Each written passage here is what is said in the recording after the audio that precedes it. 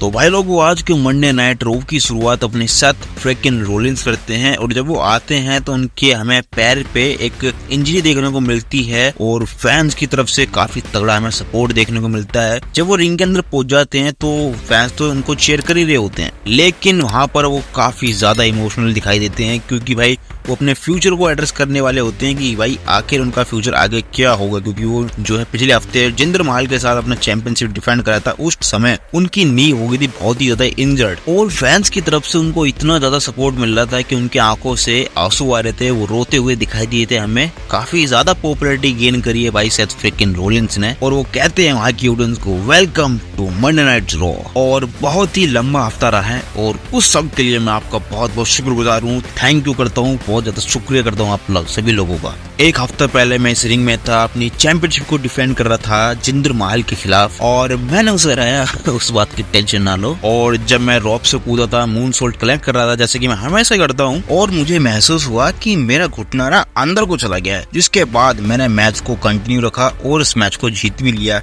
मैंने फैन से बात करी और मैं बैक स्टेज चला गया। फिर मुझे इस बीच समझ आया कि यार मैं लंबे समय तक एक्शन से दूर रह सकता हूँ और बैक स्टेज में मैंने सुना कि मैं हर एक टाइटल डिफेंस बेहतर तरीके से करूँ, मैं काफी ताकतवर हूँ और मुझे पहली बार लगा कि कहीं ना मैं रेसलमेनिया मिस ना कर जाऊं। जिसके बाद MRI हुआ, उसका रिजल्ट आया और वो उतना अच्छा नहीं था और इसके बाद MCL में 2 टीयर आए हैं, घुटने में टन्स मेस्कस भी है और मुझे 4 से 5 महीने तक दूर रहना पड़ेगा भैया WWE से। मैं अगले हफ्ते आकर लोगों पर स्टॉम्प लगा सकता हूँ लेकिन ये सही नहीं रहेगा और फ्यूचर का कुछ नहीं कहा जा सकता है। मैं हर हफ्ते इस पर नजर रखूंगा। इसी बीच भाई गुंथर ने एम्पियम के साथ एंट्री करी, यानी कि इंटरफेरेंस करा सेथ रोलिंस को, लेकिन वो आते हैं रिंग में अकेले और सेथ रोलिंस कहते हैं अगर तुम यहाँ पर आकर मेरी हालत खराब करना चाहते हो तो समय खराब मत करो, तुरंत करो जो करना। लेकिन भैया अपना गुंथर कहता है इंपीरियम का मैच न्यू डे के साथ है, उनकी परवाह मत करो, तुम्हें मुझ पर ध्यान देना चाहिए। तुमको शुरू से ही बताया गया है कि तुम वर्क हॉर्स हो और तुमको फाइटिंग चैंपियन माना जाता है और तुमने जो है वर्ल्ड टाइटल का भी कद बढ़ाया है और हर हफ्ते तुम लड़ने के लिए तैयार रहते हो, यानी कि तुम बिल्कुल मेरी तरह मेरे जैसे हो और तुम्हें इस तरह देखकर मुझे अच्छा नहीं लग रहा है। तो मुझे पता चल रहा है कि तुम रेसलमेनिया का हिस्सा नहीं बनोगे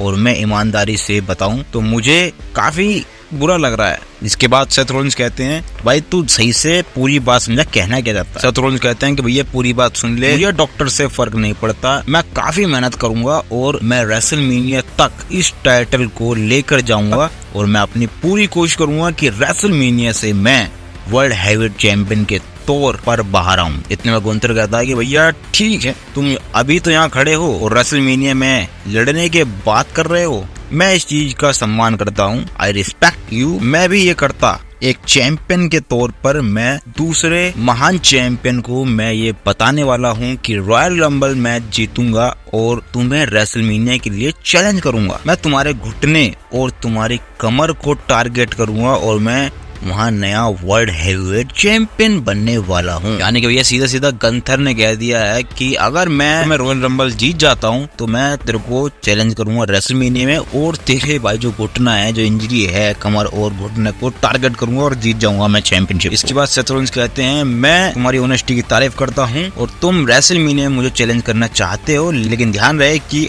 तुम किसके खिलाफ जाने वाले हो। गंथर कहता है ठीक है भाई, तुम भी ध्यान रखना चाहिए कि तुम किससे लड़ने वाले हो, हाथ मिला के। और गुंथर जहाँ से चले जाते हैं, जिसके बाद न्यू डे ने आकर सीधा एम्पियम के ऊपर अटैक कर दिया, यानी कि जेवियर वुड और कॉफी किंगस्टन ने आकर। तो यह सेथ रोलिंस की हालत तो बहुत ही ज्यादा खराब है और देखा जाएगा कि कब तक कैसे सेथ रोलिंस जो है अपना रिपेयर करते हैं।